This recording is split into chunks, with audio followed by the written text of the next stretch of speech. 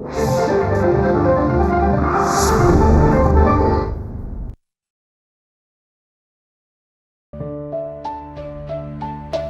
Bed चार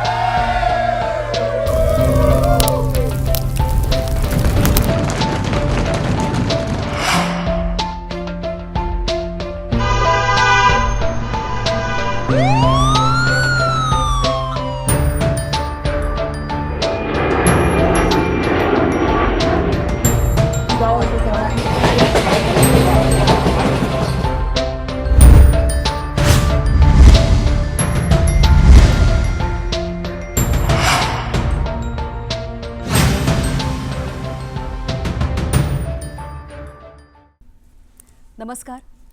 आपले हक्क आपला कायदा या मालिकेमध्ये मी पूनम चांदोरकर आपलं सगळ्यांचं मनापासून स्वागत करते.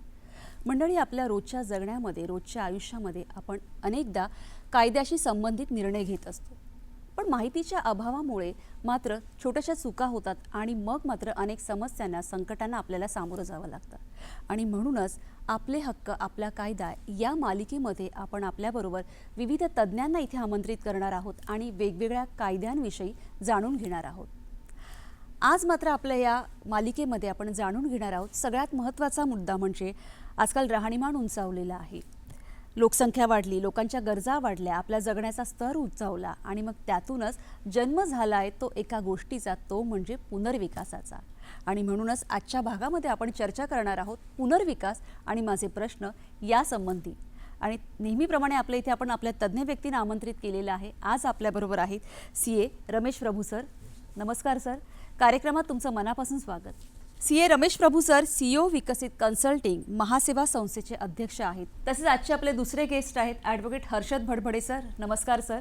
नमस्कार. कार्यक्रमात तुमचं मनापासून स्वागत. Thank you. Advocate Harshad Bhadbhade sir हे मुंबई उच्च न्यायालयातील एक नामांकित वकील आहेत आणि रिअल इस्टेट क्षेत्रातील 27 वर्षांहून अधिक असा त्यांचा अनुभव आहे. आज आपण त्यांच्याकडूनच पुनर्विकास, त्याच्या संबंधीने आपल्या घरासंबंधी एकंदरीत चर्चा करणार आहोत आणि आपल्या हक्कांबरोबर आपले कायदे काय आहेत आणि त्यांचा वापर कसा, कुठे आणि किती करावा या सगळ्यांविषयी जाणून घेणार आहोत. कार्यक्रमाला सुरुवात करत आहे सर. खरं तर आधीच्या एका एपिसोडमध्ये आपण बघितलं की घर हा एक जिव्हाळ्याचा विषय असतो, तो घेताना काय काळजी घेतली पाहिजे. पण आता जेव्हा आपण बघतो की लोकसंख्या वाढलेली आहे आणि प्रत्येकाच्या सुरक्षिततेचाही प्रश्न उभा राहिला आहे आणि त्यातूनच पुनर्विकास होत असतो.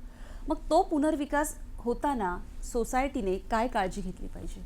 खरंच पहिल्यांदा हे बघायला पाहिजे की आपला जे इमारत आहे ते मुळकळीत आलेलं आहे का, की आपलं नेहमी आपण म्हणतो स्ट्रक्चरल ऑडिट ते करून घेणं गरजेचं आहे.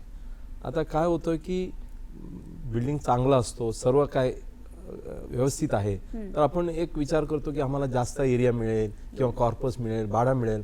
आपण 10, 15, 20 वर्ष झालेल्या इमारतला रिडेव्हलपमेंट करायला जातो. ते न करता आपण पहिला हे बघायला पाहिजे की रिडेव्हलपमेंट खरंच गरजेचं आहे का, बिकॉज रिडेव्हलपमेंटमध्ये खूप काय रिस्क आहे. म्हणून हे पहिल्यांदा स्ट्रक्चरल ऑडिट करून घ्या. दुसरं, आपल्याला एक शासनाने जेव्हा आपण एक रिडेव्हलपमेंटचं करतो तर एक परिपत्रक काढलेलं आहे, म्हणजे कुठल्या पद्धतीने प्रोसेस केला पाहिजे किंवा आपण त्याला म्हणतो प्रक्रिया काय वापरला पाहिजे. त्याला शासनाने महाराष्ट्र कोऑपरेटिव्ह सोसायटीज ॲक्ट 1960 कलम 79A अंतर्गत शासनाने पॉवर वापरून एक परिपत्रक काढलेलं आहे. ते सुरुवातीचा परिपत्रक होता 3 जानेवारी 2009ला. आता नवीन परिपत्रक काढलेलं आहे 4 जुलै 2019ला. म्हणजे 10 वर्ष अनुभवाच्या नंतर एक चांगला प्रक्रिया त्यांनी लाभून दिली आहे. त्या प्रक्रियेच्या माध्यमातून असं आपल्याला सांगायचं की पुनर्विकास करायचा असेल, सुरुवातीला तुम्ही सभासदांनी ह्याच्या पुढाकार घ्यायला पाहिजे. सभासद कसा पुढाकार घेतील, त्यांनी एक 25-20% लोकांनी एक अर्ज दिला पाहिजे जे कार्यकारी मंडळीला की आमचं सोसायटीमध्ये पुनर्विकासाचा विचार झाला पाहिजे. एकदा ते अर्ज आलं 8 दिवसात त्यांनी एक मॅनेजिंग कमिटी मीटिंग घ्यायला पाहिजे आणि त्या मॅनेजिंग कमिटीमध्ये ठरलं पाहिजे की पुढच्या 2 महिन्याच्या आत एक आपला special general body meeting call केला पाहिजे. आणि special general body meeting call करायच्या अगोदर त्यांनी हे पण काळजी घ्यायला पाहिजे की आपल्याला पुनर्विकास करताना एक तज्ज्ञ मंडळीचं हे गरज आहे, मार्गदर्शनाची गरज आहे. आता तज्ज्ञ मंडळीमध्ये कोण आहे? पहिल्यांदा आपलं येतो वकील. वकील ह्याच्यासाठी की आपण जेव्हा पुनर्विकास करतो आमचा टायटल व्यवस्थित आहे का, माझ्याकडे कन्व्हिन्स आहे का, की आपल्याकडे समजा 50 मेंबर असतील 50 मेंबरचं टायटल व्यवस्थित आहे का, तर प्रॉपर्टी कार्डमध्ये आमचं नाव आहे का, समजा आपल्याकडे काही अधिकारच नाही आहे ज्या जागेचा, तर आपण कसं काय पुढाकार करू शकतो. म्हणून ते वकील आपल्याला पूर्णपणे मार्गदर्शन देतील. त्याच्यानंतर आपल्याला एक प्रोजेक्ट मॅनेजमेंट कन्सल्टंट, जे त्याच्यामध्ये आर्किटेक्ट पण असतात, इंजिनियर पण असतात, वकील असतात, चार्टर्ड अकाउंटंट असतात, ह्या लोकांचं एक संबंधित असलेल्या संस्थाचा आपल्याला कोटेशन घेऊन त्यांचं काय काय स्कोप ते करू शकतात, काय काय काम करू शकतात, त्यांचंसुद्धा कोटेशन घ्यायला पाहिजे. तसं करून तर त्याच्या जनरल बॉडीमध्ये 3 विषयावर ठराव मांडला जातात. पहिला विषय आहे की आपल्याला जनरल बॉडीमध्ये की पुनर्विकास गरजेचा आहे का, हे महत्त्वाचा पहिला प्रश्न आहे. आणि त्यांनी होकार म्हटलं तर आपण एक वकील नेमणार आहोत. त्या वकिलाचं काही कोटेशन घेतलं असेल, ते त्यांचं पूर्ण व्यवस्थित असेल, म्हणजे त्यांच्या प्रोफाईल वगैरे घेऊन तर ते त्यांनी समोर ठेवला पाहिजे. तिसरा जे आहे प्रोजेक्ट मॅनेजमेंट कन्सल्टंट, त्यांचा अनुभव काय, कमीत कमी 5 लोकांचा ऑफर घेऊन त्यांनी ते कंपॅरिझन करून जनरल बॉडीचा पुढे ठेवला पाहिजे. तर सेकंड ठरावमध्ये की एखादा वकील नेमणं आणि प्रोजेक्ट मॅनेजमेंट कन्सल्टंट हे नेमणं एक ठराव झाला पाहिजे. तिसरं पुनर्विकासला किती वेळ लागू शकतात, तर त्याच्यावर सुद्धा त्यांनी एक ठराव झाला पाहिजे की पुढच्या 3 वर्षात, 4 वर्षात, 5 वर्षात असं टप्प्याने होणार आहे. ह्या 3 ठरावाचं मुख्याने होणार आहे. आणि त्याच्यासाठी नोटीस सुद्धा इश्यू झाला पाहिजे. आता नोटीस इश्यू करताना किती दिवस काळजी घ्यायला पाहिजे, खऱ्या अर्थाने कमीत कमी 14 दिवसाचा नोटीस दिला पाहिजे.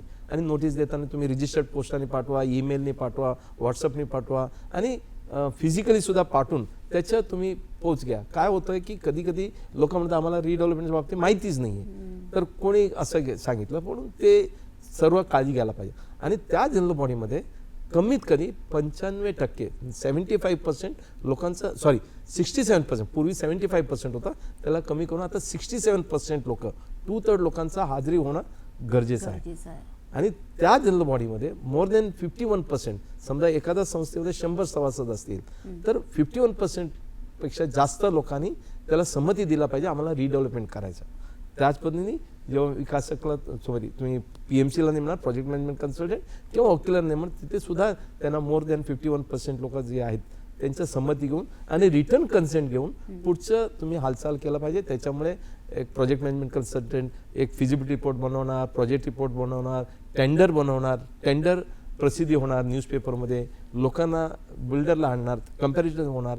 त्याच्यानंतर पुढचे एक जनरल बॉडी होणार. तसंच 14 दिवसात नोटीस दिलं जाईल, तिथे परत 67% लोकांनी हजेरी झाला पाहिजे. रजिस्ट्रारचा एक माणूस तिथे उपस्थित राहणार, व्हिडिओ शूटिंग होणार आणि तिथे विकासकला नेमला जाईल. अशा प्रकारचं पूर्ण टप्पेटप्प्याने त्यांना हे करणं, डेव्हलपरला नेमणं, विकासकला नेमणं, त्याचं अलॉटमेंट म्हणजे त्याला लेटर ऑफ इंटेंट म्हणतो ते देणं, त्याची संमती झाल्यानंतर डेव्हलपमेंट ॲग्रीमेंट करणं, पॉवर ऑफ अटर्नी करणं, नंतर ऑफकोर्स एखादा परमिशन मिळाला त्याच्यानंतर घर खाली करायचं अगोदर तुम्ही परमनंट ऑल्टरनेटिव्ह अकोमोडेशन म्हणून असतो, म्हणजे जुनीचं घर कुठलं होतं आता नवीन कसं ते सुद्धा करून शेवटी आपला म्हणजे अनेक गोष्टी आहेत की ज्यांचा बारीक सारीक विचार होणं खरंच खूप एकदम गरजेचं आहे. सर, याच्यामध्ये खरं तर सभासदांचे हक्क काय आहेत त्याच्या आधी मला हर्षद सर तुम्हाला विचारायचे की जसं आपण पुनर्विकास जे असं आता सरांनी सांगितलं त्याच्यामध्ये घर घेताना काय काळजी घ्यावी? मॅडम, सगळ्यात पहिलं जे सरांनी सांगितलं त्याच्यात मला एक ॲड करावं असं वाटतं की पुनर्विकास करताना जे साहेबांनी सांगितलं, फक्त मी एक्सप्लेन करतो, PMC जो नेमतो तर त्याचं मेन उद्दिष्ट काय आहे, प्रोजेक्ट पोटेन्शियल काय आहे.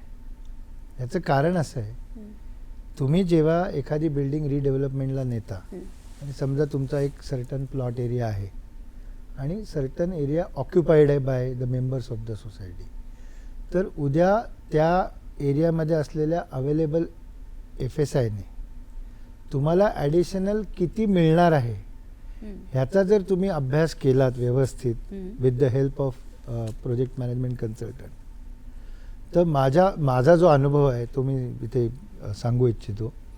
जर तुम्हाला माहीत असेल की प्लॉट पोटेन्शियल किंवा ह्या प्रोजेक्टमध्ये काय FSI अवेलेबल आहे, तर तुमच्या मागण्या प्रमोटरकडे मागताना रास्त राहतील. बऱ्याच वेळेला आपण काय म्हणतो, अहो त्या प्रोजेक्टमध्ये त्या बिल्डरने 70% दिले म्हणून आम्हाला इथे 70% द्या. पण तुमचं ते प्लॉटचं पोटेन्शियल आहे का तेवढं? आणि मग काय होतं, तो प्लॉट मिळवायचाच आहे किंवा त्या कॉम्पिटिशनमध्ये तो बिल्डर आधी हो म्हणून बसतो आणि नंतर मग तो प्लॉट पूर्ण करू शकत नाही म्हणून तो पाडून ठेवतो. तर त्यापेक्षा जर जे साहेबांनी सांगितलं की PMC तुम्ही जेव्हा नेमता त्या PMC कडनं जनरल बॉडी घ्यायच्या आधी एक रिपोर्ट घ्या की या प्रोजेक्टचं पोटेन्शियल काय आहे, आपण काय रास्त मागण्या असू शकतात आणि मग त्या ठेवून पुढे जनरल बॉडीला गेला. तर माझ्या मते खूप जे आत्ता आपण लिटिगेशन बघतो त्यातील 50% लिटिगेशन आपण या 2 गोष्टीवर करू शकतो कमी, जर आपण प्रोजेक्ट पोटेन्शियल घेतलं आणि अवास्तव मागण्यांना आपणच मर्यादा घातल्या. म्हणजे पुढे होणारा त्रास तिथेच कमी होतो. नक्कीच रमेश सर, कारण खरं तर जेव्हा आपण पुनर्विकास किंवा जो विषय म्हणतो तेव्हा ते फक्त बांधकाम नाही आहे, तर एक प्रत्येकाची सुरक्षितता आहे, हक्क आहे, एक स्वप्न आहे आणि त्यातून एक नवीन इमारत उभी राहत असते. तर तिथे जे सदस्य असतात त्यांचेही काही हक्क असतील, ते काय आहेत? पहिल्यांदा हक्क असा आहे की त्यांना जनरल बॉडीचं नोटीस मिळणं गरजेचं आहे. अच्छा, नोटीस मिळणं गरजेचं आहे. बरोबर आहे. तर दुसरं, त्या जनरल बॉडीमध्ये अटेंड करू शकतात, म्हणजे उपस्थिती राहू शकतात. आता समजा मेंबर नसतील तर त्यांचे असोसिएट मेंबर म्हणून असतात, तर असोसिएट मेंबर उपस्थित राहू शकतात. बरोबर, किंवा जॉईंट मेंबर म्हणून असतात एखादा, तर जॉईंट मेंबरला सुद्धा उपस्थित राहू शकतात, कोणी एक उभे राहू शकतात. त्याच्यानंतर जे ठराव मांडला जातात तिथे त्यांना बोलायचा अधिकार आहे. शेवटी बोलण्यासाठी ज्याला आपण म्हणतो राईट टू इन्फॉर्मेशन, तर त्यांना सर्व माहिती घेणं सुद्धा गरजेचं आहे. म्हणून त्यांना नोटीस बरोबर एजंडा नोट्स म्हणतो किंवा फिजिबिलिटी रिपोर्ट, जसं साहेबांनी सांगितलं आता हर्षद बडवे साहेबांनी, तर फिजिबिलिटी रिपोर्ट आहे, प्रोजेक्ट रिपोर्ट आहे, काय पोटेन्शियल आहे, ह्या सर्व माहिती घेणं.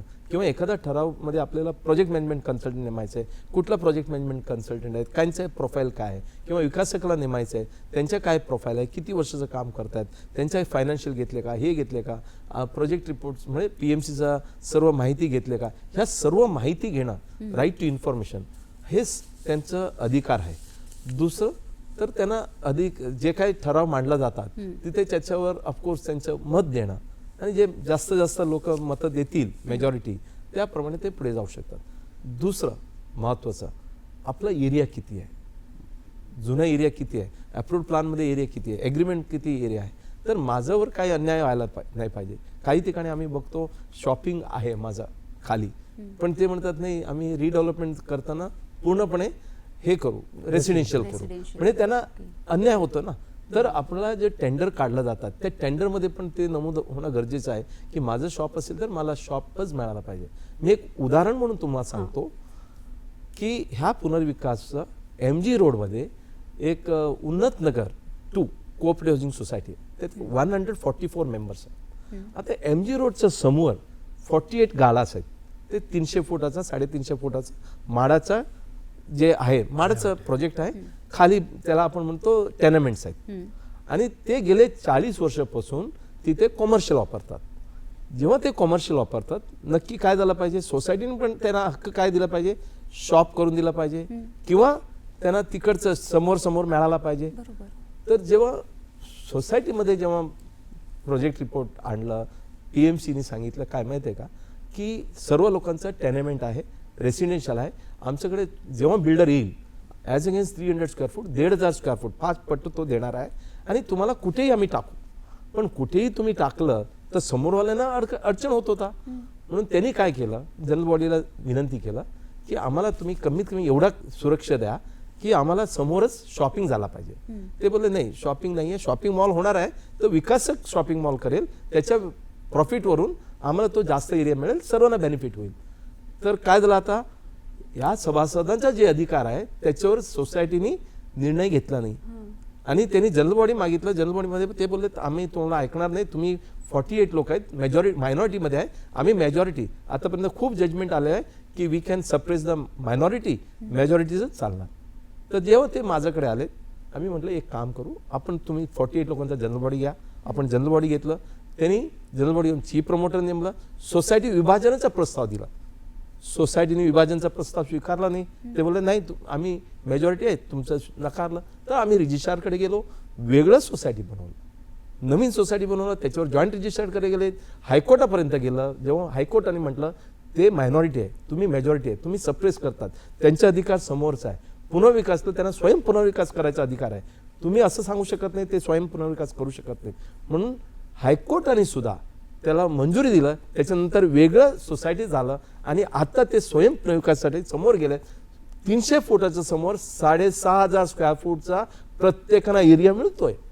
म्हणजे 1,500 फूटचं शॉप, त्याच्यावर फर्स्ट फ्लोर, सेकंड फ्लोर, पूर्ण इमारत प्रत्येक गाळेवाल्यांना की 6,500 स्क्वेअर फूट प्रत्येकाचा स्वयंविकास करून ते करू शकतात. म्हणजे किती बेनिफिट, जे बेनिफिट त्यांना मिळणार होतं त्याच्यावर तुम्ही अधिकारावर जेव्हा हस्तक्षेप केलं तर ते त्यांचा हक्क बजावतात. आणि त्याप्रमाणे नंतर काय झालं, उर्वरित सुद्धा 48 लोक आहेत ते पुन्हा वेगळ्या सोसायटी झाल्या आहेत, पूर्ण सोसायटी वेगवेगळं झालंय. माझं एवढंच म्हणणं आहे, एखाद्या सभासदांचा अधिकारावर तुम्ही कधी हे करायला देऊ नका. त्यांचा अधिकार तुम्ही संरक्षण ठेवा आणि पुढे जा. रिडेव्हलपमेंट चांगला होईल.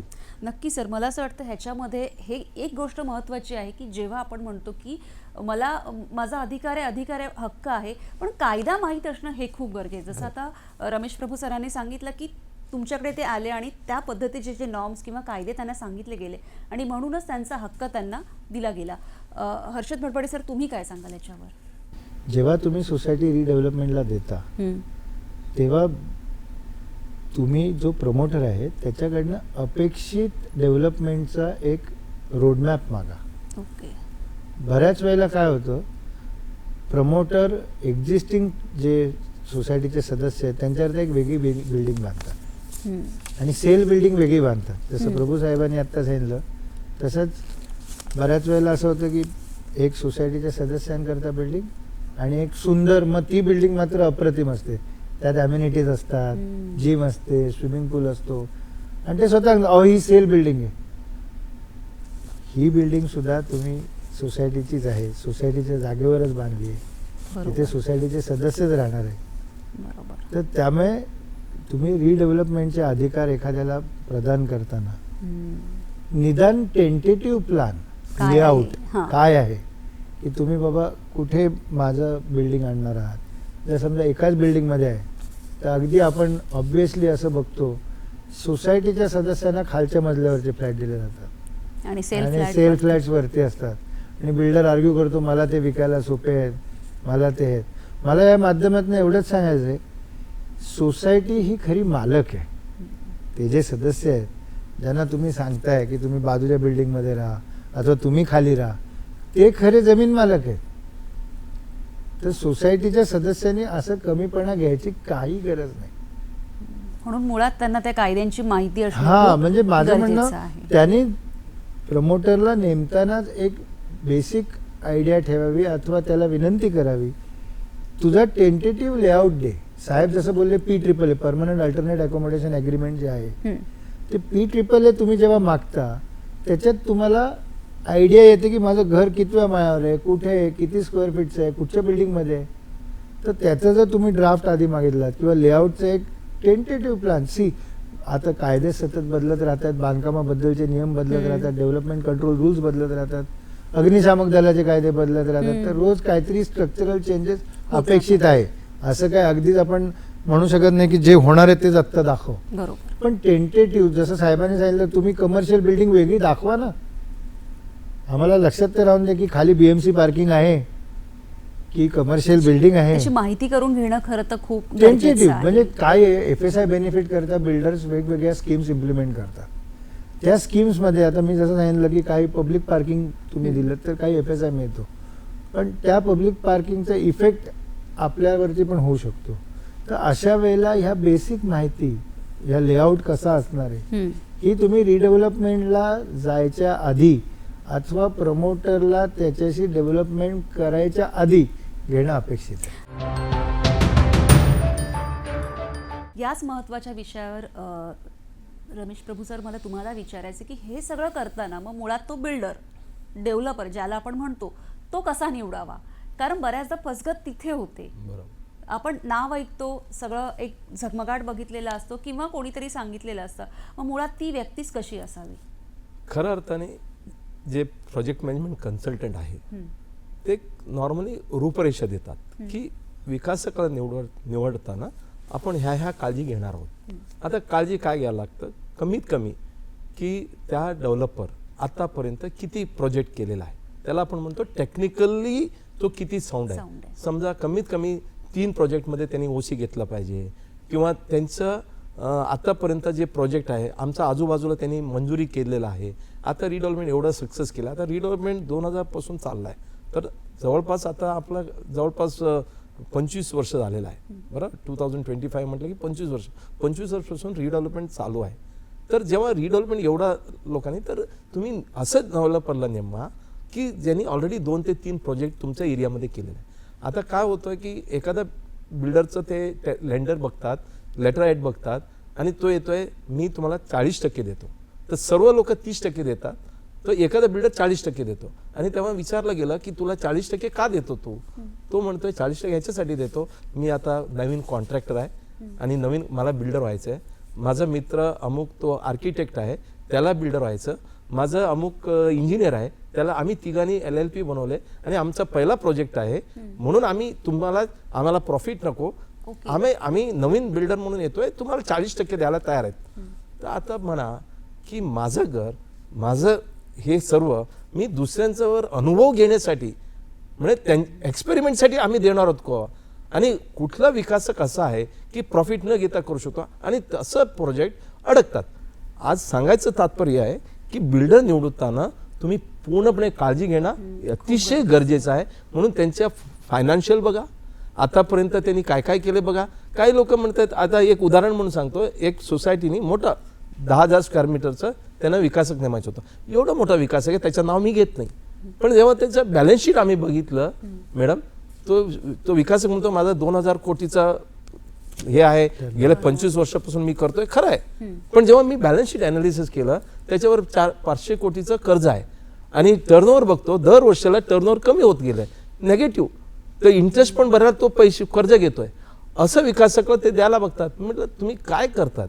असं विकासक नाही, त्याच्याकडे 2,000 कोटी आहे, अमुक केले, तमुक केलं, हे केलं. म्हटलं असं विकासक तुम्ही नेमू नका. म्हणजे you have to look at the financial. तिसरा, तो किती लिटिगंट आहे. कसं असतो, तुम्हाला आज रेरा 2017ला आले, आज 2025 आहे, 8 वर्षापासून आपण बघतो, तर त्यांनी किती प्रोजेक्ट केले, कुठे कुठे तो पार्टनर आहे, किती प्रोजेक्टचं तो रेरामध्ये किंवा बाकीचं लिटिगेशन आहे, किती थांबलेलं आहे. मी माझ्याकडे एखादा सोसायटी आला होता, तर मॅडम तुम्हाला ऐकायला म्हणजे तो 3-4 मॅटरमध्ये कुठे पोलीस स्टेशनमध्ये अरेस्ट झालंय, सर्व झालंय, बरोबर. SRAच्या प्रोजेक्ट त्यांनी थांबवले, माडाचा प्रोजेक्ट थांबवले, प्रायव्हेट सोसायटी थांबवले. आता एक सोसायटी माझ्याकडे येत आहेत, मी का सांगतो, आमचा महासेवा आहे, महाराष्ट्र सोसायटी वेलफेअर, इथे सर्व थांबलेल्या प्रोजेक्टचे लोक येतात. ते आलेत, ते म्हणतात प्रभूसाहेब आम्हाला हे बिल्डरला निवडायचं आहे. म्हटलं का? तो 30% देतो. उर्वरित बिल्डर आहे ना 15% जास्त देत नाही. ठीक आहे, 30% देतो, तुम्ही त्यांना नेमणार आहे. आम्ही नेमायला विचार केलाय, मेजॉरिटीने ठरवलंय. म्हटलं त्याचं रेकॉर्ड काढलंय का? आम्ही रेकॉर्ड काढलंय. क्रिमिनल केस आहे, अमुक आहे, तमुक आहे. तो बिल्डर आहे ना, तो म्हणतोय SRA मध्ये अमुक प्रॉब्लेम होता, प्रायव्हेट सोसायटीमध्ये अमुक होता, माडामध्ये अमुक होता, तर ह्या पर्टिक्युलर मॅटरमध्ये मी करायला तयार आहे, 35% पण तुम्हाला तयार आहे. म्हणजे तुम्ही रात्री बघितलेला ते खड्डेत सकाळी उजाडात तुम्ही पडतायत, असं पण हाऊसिंग सोसायटी आहे. म्हणून त्यांनी फायनान्शियल बघावा, क्रिमिनल बघावा, त्यांचा किती टेक्निकली ते किती साऊंड आहे, हे सर्व बघून आणि तुम्ही PMC पुढे चांगला निवडा. म्हणजे मला असं वाटतं हर्षद सर किंवा रमेश सर, याच्यामध्ये एक महत्त्वाचा मुद्दा आपल्या प्रेक्षकांना सांगावासा वाटतो की आता जसं सरांनी सांगितलं की कोणावरही विश्वास न ठेवता पुढचे अनेक प्रश्न टाळण्यासाठी जेव्हा आपण म्हणतो एक्सपर्ट्स, त्यांची मदत घेणं खरं तर खूप गरजेचं असतं. कारण बऱ्याचदा सरां तर तुम्ही सांगितलं की कायदे बदलत असतात आणि प्रत्येक कायद्याची माहिती ही सर्वसामान्य माणसाला असेलच असं नाही आहे, पण त्यावेळेला तज्ज्ञांची मदत घेणं हे खूप गरजेचं आहे. एक महत्त्वाचा प्रश्न मला विचारायचा आहे, कारण बोलण्यातून बऱ्याचदा असं होतं आणि एक ज्वलंत ती समस्या आता येते की जेव्हा पुनर्विकास करताना अनेक वर्ष प्रोजेक्ट रखडलेलं असतं आणि वाट बघत बघत पिढ्यानपिढ्या त्याची वाट बघतात की ते प्रोजेक्ट किंवा ते घर आम्हाला मिळेल. त्याविषयी तेव्हा काय काळजी घेणं गरजेचं आहे, थोडक्यात काय सांगाल हर्षद सर, काय सांगाल? जे आता प्रभू सरांनी सांगितलं, मी त्याच्यात एक ॲड करू इच्छितो. तुम्ही असा विचार करा, तुम्हाला अनेक प्रमोटर हवे असतील, चांगल्या कंपन्या आहेत, नामांकित बिल्डर आहेत त्या, पण त्यांना तुमचा प्रोजेक्ट हवा आहे का? तुमच्या प्लॉटमध्ये तेवढं पोटेन्शियल आहे का की ती कंपनी तुमचा प्रोजेक्ट घेईल किंवा तो तुमचा बिल्डर प्रोजेक्ट घेईल? त्यामुळे मी मगाशी जे सांगितलं की प्लॉट पोटेन्शियलनुसार तुम्ही आधी ठरवा की तुमच्या प्लॉट साईजला कोणता बिल्डर येणं अपेक्षित आहे, आणि मग तो निवडताना प्राधान्य यालाच द्या की त्याच्याकडे जास्त ऑनगोईंग प्रोजेक्ट्स नाही आहेत. 3-5 इथपर्यंत ठीक आहे. अनेक जण म्हणतात आमचे 25 चालू आहेत, 30 चालू आहेत, त्याला काही अर्थ नाही. म्हणजे कमीत कमी ही गोष्ट पण त्यांनी कंप्लीट केलेले असावेत आणि ऑनगोईंग फार तर फार 3 ते 5 असावेत, म्हणजे तो जास्त लक्ष देईल तुमच्या समस्यांकडे, तो नक्कीच. लक्ष देईल आणि प्रोजेक्ट फास्ट कंप्लीट करायचा तो मागे लागेल. नक्कीच नक्कीच. प्रभू सर, अगदी थोडक्यात काय सांगाल, अगदी थोडक्यात काय संदेश द्याल? एक तर लोकांनी आपला कायदा बघायला पाहिजे, बायलॉज काय म्हणतो, ऍक्ट काय म्हणतो, नंतर जसं साहेबांनी सांगितलं पोटेन्शियल काय आहे, तुम्ही तज्ज्ञ मेंटल नेमा आणि प्रत्येकांचा काळजी घ्या, सभासदांचा. त्याला आपण म्हणतो 3 गोष्टी, ट्रान्सपरन्सी ठेवा, ट्रस्ट ठेवा आणि टाइमली प्रोजेक्ट कसं कंप्लीट होतात ते बघा, आणि गरजेचं आहे का रिडेव्हलपमेंट ते बघा.